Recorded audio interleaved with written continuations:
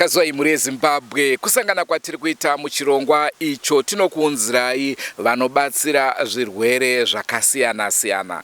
Rangu zita ndinonzi Andrew Neshamba. Nhasi uno tiri munzvimbo yemasvingo. Ndakanzwa vanhu vazhinji vachitaura kuti vanhu venyu vanobatsira vakawanda vari kuHarare, vari kunana Guruve. Isusu vemasvingo zvinotiomera kuti tinge tichiwana vanhu vakadaro vanobatsira. Asi chandingade kukuudzai ndechekuti kana isusu taenda kunzvimbo dziri kure saidzodzi, hongu tinenge tisati taane umbowo hwekuti ava vanonyatsobatsira zvakadai so. Asi patinozoti taakuenda pamunhu tinenge tatoudzwa nevanhu kunzi munhu uyu anogona izvi. Nhau yatanga tichinyanya kutsvaga isusu, vazhinji vari kuchema nenhau yembavha yekubirwa. Saka maona tanga tichitsvaga munhu ane nhoroondo kubva mune vanogara navo. Nzvimbo ine hatitori inonzi haibiwe nekuda kwokuti ukabirwa zvinhu zvinodzoka, asi madzokero azvo ndiwo anenge arwadza munhu aba kuti adzose. Naizvozvo kana muchinge muchida nhamba dzevakuru vatiri kutaura navo munozviziva, munotobvisa iya inonzi makandinzwa ani kwatiri, tobva takupai nhamba mukwanisa kuvabata kuti vakubatsirei. Naizvozvo regai tipinde muchirongwa chanhasi. Senguva dzese, don't forget to subscribe to Drumas Media. Drumas Media taking you to another level. Pachirongwa chanhasi chandingade kukuudzai ndechekuti vakuru vandinawo ndeverudzi rwevanonzi varemba. Vanhu ivava vanotozivikanwa nenhau dzekubata mishonga, vachigona kushandisa mishonga yavo. Ndo saka tati tikupei chirongwa chanhasi, tinovimba vachakwanisa kukubatsirai mune zvakasiyana siyana. Sekuru, sanganai nemhuri yeZimbabwe.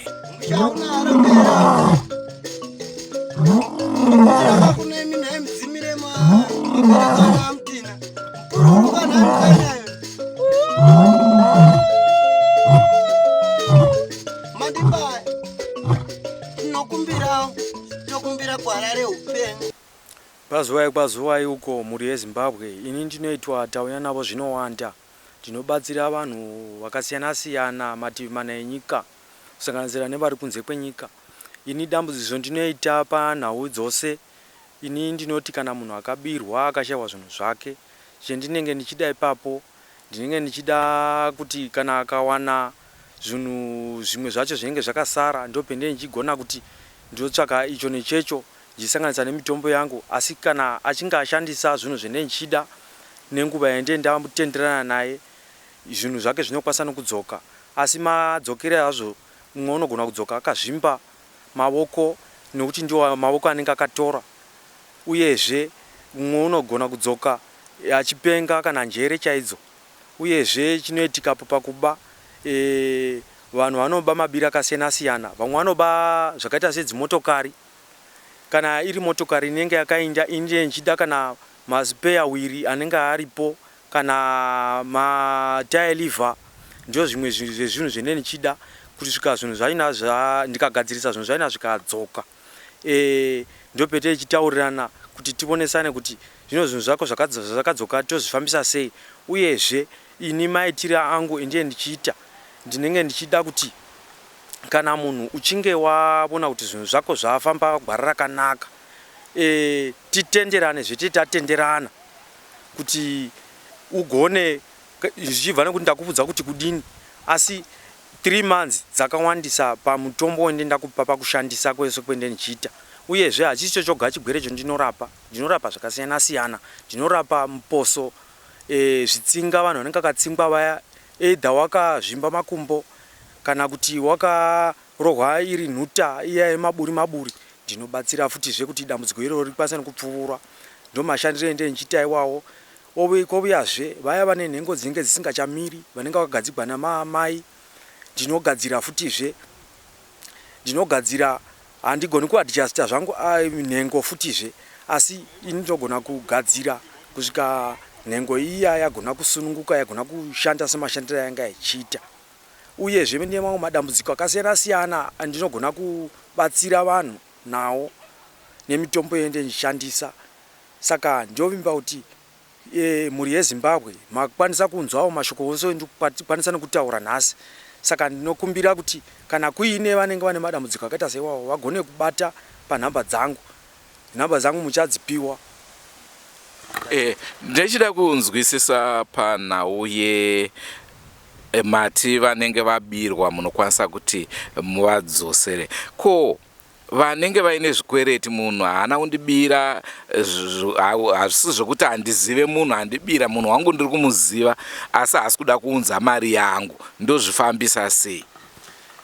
Kana muchiziva zita sene mutupo remunhu uwoyo, nokuti kana vanhu vane zvikwereti meme makasainirana pasi. Saka cheneni chidai ipapo ndechekuti mukandipa zita sene mutupo, indokuudzai zano rokuti muite. Kana mukakwanisa kuita zvendenda kuudzai, zvinhu zvenyu zvinongodzoka zvakasununguka. Anenge asangana nematambudziko here kana kuti? Anenge asangana nemadambudziko nokuti imimi ndime muchitaura kuti ndaida kuti asangane nezvakati kuti akwanise kuva noruzivo rwokuziva kuti kune vanhu vanoita izvi. Ko kune vamwe vanotumira tsuro chaidzo kana makudo, munozvigonawo here zvokana kuti mune nzira dzenyu dzakasiyana naidzodzo? Ini ndiye nzira yangu yendiyoshandisa yekuti kana munhu achinge aona kuti iye wabigwa akavuya nezita romunhu kana kuti wakakweretewa mari, ndinokwanisa kuita mashura namanenji ipapo okuti iye munhu wachona asangane nezvaanosangana nazvo, kunyange pakurara chaipo chaipo unogona kuona dambudziko rimwe asati akamboona paupenyu. Ndo maitiro ndine ndichita. Kune vamwe zvakare vanochema nenhau yembereko, hamunoti ikoko munobatsirawo here zvakare? Mbereko tinogadzira kana munhu zvichibva nokuti munhu wachona wakamira sei, nekuti pane vamwe vakangogara vakazvagwa vakangodaro panonetsa ipapo, asi kana kuri kwokuti wakashandisigwa zvisati zvirizvo, nekuti kuna varoi vanenge vachitora buturu kana hungava hwechirume kana hungava hwechikadzi. Saka tinenge tichigona kuti timupe main powers ekuti akwanise kuti abare mwana. Ndo maitiro tinoita. Kune vamwe zvakare vanoti isusu tinoda kuti tigadzirwe misha yedu. Munogadzira here misha? Misha tinogadzira kana maringe nokuti iye munhu wachona pamusha pake iye wakamira sei, nokuti pane vamwe vanenge vaida kuidza pakugadzira. Saka ini kana ndikasvika pamusha apa ndikada ndigadzire pamusha apa, iye ane zvibatabata zvake zvaanenge aigwisana nazvo, ini ndogona kutanga ndatomuudza kuti zvomukuda kutondiita izvi handikwanisi kuti ndizviite. Asi kana pamapowers ekuti itai ndokwanisa kuti ndiite. Asi kana azosangana nazvo zvaanenge asangana nazvo iye ari iye muridzi womusha, izvo zvinenge zvava zvake, inokuti ini changu iye ndiye anenge anditsvaka. Ini ndiye ndichida kuti kana chanditsvakira ndochiita senzira yaandiudza kuti ndoda kuti mugadzire pamusha pangu. Ipapo zvakare tingade kunzwisisa kuti pamunoti kugadzira musha hamusiye maita matambudziko here kuti vanhu vapamusha ipapo mangwana vanozochema vachita pane vamwe sekuru vakamboya panapa vakati pamishonga yakadai so mishonga yacho ndo yakutinetsa? Izvizvo tinoita pachivanhu ndezvokuti kana petete asvika tikandogadzira pamusha ipapo, tinotova neumbowo hwekuziva kuti hakunazve kana chimwe chinhu chicharira kunyange pamusha ipapo, kana utenda humwe hwanga huchikwanisa nekuitika hakuchina, kana utenda hunotosiya tatosimbisa vanhu vose pamusha uwoyo. Imwe nhau iri kunetsa zvakare kuvanhu inhau yezvikwambo. Vanhu vari kunetseka nezvikwambo, vamwe vakanozvitorera vachida kupfuma asi zvapanduka kana kuti mhiko dzatadza kuteedzwa. Munogona kubatsira here dambudziko irori? Dambudziko ndogona kubatsira apo naapo, kwete kuti ndinonyanyisa. Handifangi kuti ndive ndinobuda nhau yose kuti izvi ndokwanisa, unowana chimwe chinhu chousingakwanisi. Chikwambo ndinokwanisa kuchidzinga, madzingira angu ndinodzinga nemutombo. Zvichibva nokuti iwe pawakachitora nokuti wakatora ukadeketera zita rako, iwe iko zvino wakutadza kuchichengeta. Saka inicho ndoita nechekuti iwe unokwanisa kuti ndikakubudza kuti indanotora chinhu chako pakati pawakachisa ukatora ukatsveta apa, ndokwanisa kuchiataka kuti ndokwanisa kuchikuraya. Kana iwe ukatadza kuita zvendeni ndataura, chikwambo ndogona kusumudza maoko ndoti hai ndogona kusarenda nezvazvo. Vamwewo strange enough it's the opposite. Vamwe vanotaura kuti inini mukoma ndoda kuromba, ndikutsvaga munhu anokwanisa kuita kuti ndiite mari. Imi munorombesa here? Ini handirombesi. Zvondinoita ini kana muvanhu vanenge vaida kuita zveuromwa, ndine friend yangu yondoita nayo pamabasa ote tichiita, ndiyo inokwanisa kurombesa. Handingarevi hangu kuti inonzi yani, asi ndinokwanisa kuti ndigadzirire munhu uyoyo mapepasi ake ekuti ainde ipapo panzvimbo iyoyo andogadzirirwa zvose zvaanenge achida. Obva abatsirikana. Obva abatsirika. Asi imi sepfungwa dzenyu munoona kuromba kwakanaka here? Kuromba hakuna kunaka, nekuti kuromba kunokonzeresa kuparadzana nehama. Nekuti zvimwe zvichauya, chikwambo chimwe zvine marudzi akasiyana siyana, chimwe chichida ropa, chimwe chinenge chichida ropa rezvipfuwo, chimwe choda munhu, chimwe choda nyama. Saka kurombwa hwakaipa, nekuti kana ukaromba manje pachirarama chako hauwirirane nevamwe voukama. Mune here zuva ramusingakanganwi munhau yekubatsira kwenyu, zvokuti pamakabatsira munhu makatozozvibvunza kuti ndini here ndagona kubatsira munhu? Irero zuva riripo ndakabatsira vamwe maivo vanga varatidza kuti mai ava vaiva vane nhumbu, asi vaine nhumbu vanga vane zvitsinga mukati meura hwavo. Asi mai ava chakandinetsapo nechekuti kuda midzimu yekwanguvo yakandibetsera kuita basa, nekuti mai ava vakauya vakaberekwa vasingakwanisi kana kudii kana kudya, vanga vati vane 2 weeks vasingadyi. Saka zvandakaita ipapo ndezvekuti ndakashereketa mashereketere andaikwanisa nekuziva. Mai ava vakapukunyuka, ndakatozodemba kuti aizvi saka zvinhu izvi zvotori muropa rangu nai, ndanga ndisati ndakamboita zvinhu zvakaita seizvezvo. Asi kubva ipapo ndo pandakaona kuti zvinhu zvangu zviri kufamba mugwara rakanaka. Veruzhinji vangade kuziva kuti imimi muri svikiro here, muri n'anga here, muri chii? Ini zvondinoita, ini ndiri n'anga. Asi ndiri n'anga handirovi hakata, asi ndakagara ndakatarisa pamberi pevanhu, ndotoziva kutoti uyo munhu uyo une dambudziko rakamira rakadai, ndisina kana kushopera. Asi dambudziko rendinaro nderekuti ndizotaura ndozoita sekuti ini ndine ndichitsvaka basa. Asi chiripo ndechekuti vanhu vazhinji vakutondiziva kuti tauya navo zvinowanda unoita basa iri. Saka nyika yeZimbabwe yakutondiziva apo naapo, vazhinji vakundizivavo. Tine vanoenda kudzisvondo asi vachida masimba ekuti vange vachiwana chaunga, vachida masimba ekuti ivo basa ravo rivafambire. Munogona kuvabatsira here vanhu ivava maprofita? Tinobatsira zvakanyanya zvokuti kana vachinge vachida chaunga chokuti boka ravo riwande, tinobatsira izvezvo. Uyezve pane vaya vanenge vachiti kune vamwe vanhu vanenge vane madambudziko okuti ivo pachavo havagoni kuti vagone kuzvitaurira kuvanhukadzi kuti toda kuti ndiwane munhu wokuti ndigare naye, kureva mukadzi. Tinogadzira futizve kureva inenge riri raki.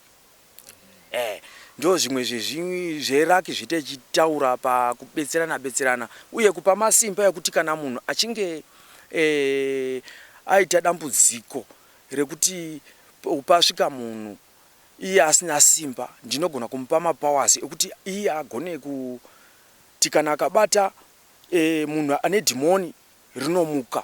Zvendinoita nezvokuti kana munhu ari muprofita anenge achida kusimbiswa zvokuti aite minana, ndinogona kumupa mutombo wokuti ave anokwanisa nokushandisa. Asi mashandisiro anenge achiita chero pakasvika mugwere, ndamupa mutombo ndamupa pakasvika mugwere anenge achiratidza kuti mugwere unogwara, pamwe unogwara nezvituhwani zvinenge zvakamugara. Akazora mutombo ndamupa, akandomubata musoro, dhimoni riya kana zviri zvituhwani zvezviripo zvokwanisa nokusutsa zvitotaura pamugwere uyo anenge auya paari. Ndo zvezvimwe zvendinichiita izvezvo. Rimwe dambudziko rindinobatsira vaya vanenge vane mheta makumbo.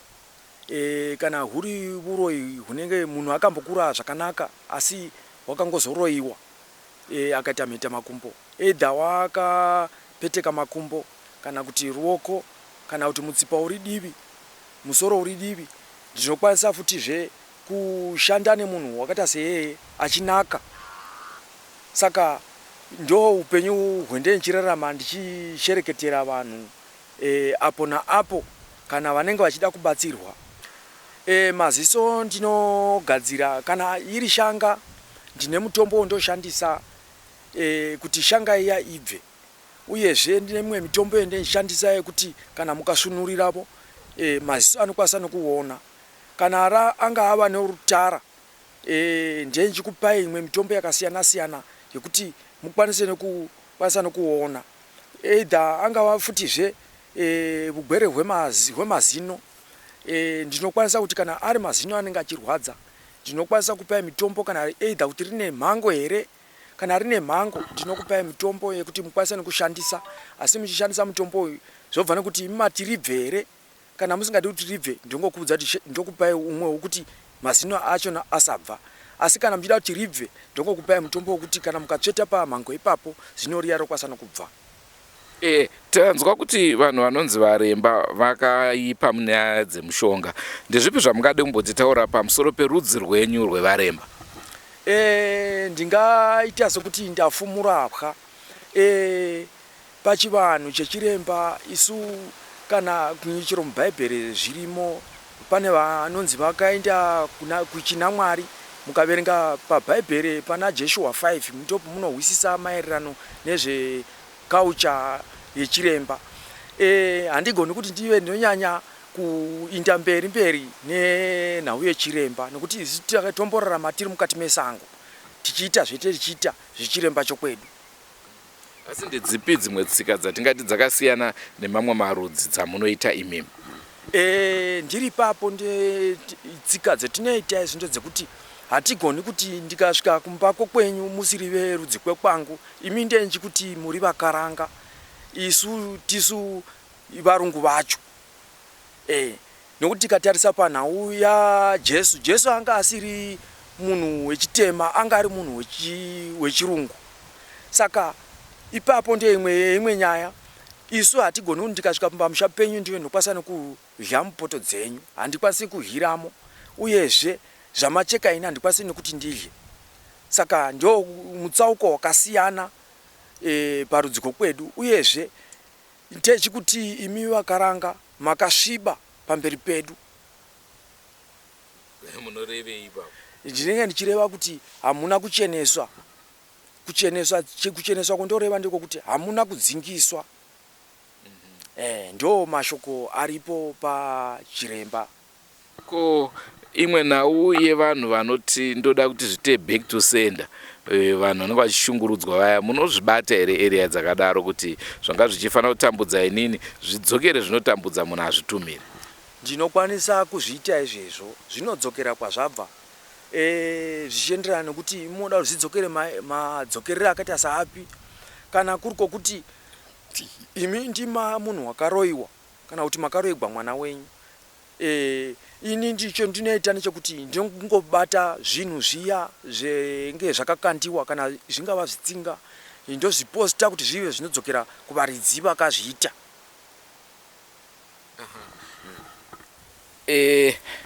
Panhau iyoyo yekuposta kana kuti tingati yemaback to sender, hatisi tinenge tapinda muhondo here kuti ndikadzosera nhasi mangwana munhu yeye akuzondirwisa zvakare? Ini ndinenge ndatokutsigai. Kana ndikakutsigai nhasi, chero vakazoposhera futi kuti kwai zvidzoke, hazvidzoki nekuti zveito yazvirovera parware. Ndio maitire ndenjitawo. Kana ndikangokutsigai chete zvobva zvatovhara, ndotoziva kuti hakuchina, murahwa wangu watonaka. Ko imimi mukafa? Inini ndikafa, imi mongosara makangogwinya magwinyire iwawo, kwete kuti nguva yehurombwa hapana kana urombwa hwendenda kupai. Ndeapi mashoko amungade kusiyira mhuri yeZimbabwe pandiri zvino? Ndongosiyira mhuri yeZimbabwe kuti iyo mhuri yeZimbabwe ngaisiyane neurombwa zvakanyanya, nekuti kana ikada kufuma mafumire eurombwa hatingavi vanhu vangararama zvakanaka. Kunyange iwe unenge wakaromba haugoni kuti iwe unorarama zvakanaka, nekuti urombwa dambudziko neurombwa nderokuti kana iwe wakaromba zvinhu zvako usiku chaihwo haugoni kuti urare. Saka zvino kana ukasarara pamwe vamwe vanorara vachipabvura vachikwenya, vamwe vachiyamwiwa nenyoka. Saka urombwa kumhuri yeZimbabwe ini ndinokumbirisai zvikuru kuti musiyanai nenyaya yeurombwa. Tirimo muchirongwa mhuri yeZimbabwe semanzwiro amuri kuita. Chandingade izvinezvi tatarisana takusvika kwakaperera chirongwa chedu chezuva ranhasi, asi sekuru tauya musati maenda, ndingade kuziva imwe nhau iri kuchemwa nayo ndeye varume vari kutizwa nevakadzi vavo kana vakadzi vari kutizwa nevarume. Munokwanisa kuvabatsira here vanhu ivavo kuti dzimba dzavo dzienderere mberi? Tiri ipapo mhuri yeZimbabwe, ipapo tinokwanisa kubatsira kana angava murume kana mukadzi akaenda achitiza achienda kunyika yake yanenge achifunga kuti ndo kwakasununguka. Tinokwanisa kuvabatsira, kuvasheedza nekuti nemitombo yatinoshandisa yokuti kana mukaputa muchiziva henyu zita senemutupo zvemunhu wenyu anenge akaenda, tinokwanisa kukubatsira ipapo. Zvakanyanya zvokuti iye hatori nguva kungorara kwaanenge aita manheru, zvinotopa kuti iye pachake paanorara paya hope dzanenge aisangana nadzo anenge aitotumwa kunzi chidzokera kuya kwawakabva, dzokera kwawakabva, dzokera kwawakabva, kusvikira iye angodzoka. Saka ipapo handivanzi nyaya yakaita seiyeyo, nokuti ndikavanza ndendakaita kuti murasikirwe nezvimwe zvinhu zvinenge zvakanaka zvinokonzeresa kuti musha wenyu umire zvakanaka. Ko panhau iya yekuti inini ndinenge ndichida musikana achingotsika-tsika, haasi kundida asi ndichitoona kuti uyu ndiye akafita kuti amai vembava yangu. Tinogadzira zvezvezvo, tinogadzira zvokuti kana ari musikana unenge wada chaiko chaiko, tinogadzirisa zvokuti unotozozvidemba kuti enda angagara ndakavona sekuru ava kai. Hazvitori inguva shoma shoma zvokuti kana uchitoda vanhu vakawandazve vokuda kuroora vanhu vakawanda, ndinogadzira futi zvinhu zvakaita seizvozvo kutozara chaiko vanhu madzimai akawanda chaiko. Ndigoakwanise here because panozoda simba futi kapa? Masimba unenge uchipuwa kana uchinge wabuya wakarongedza zvinhu zvinenge zvidiwa nana sekuru.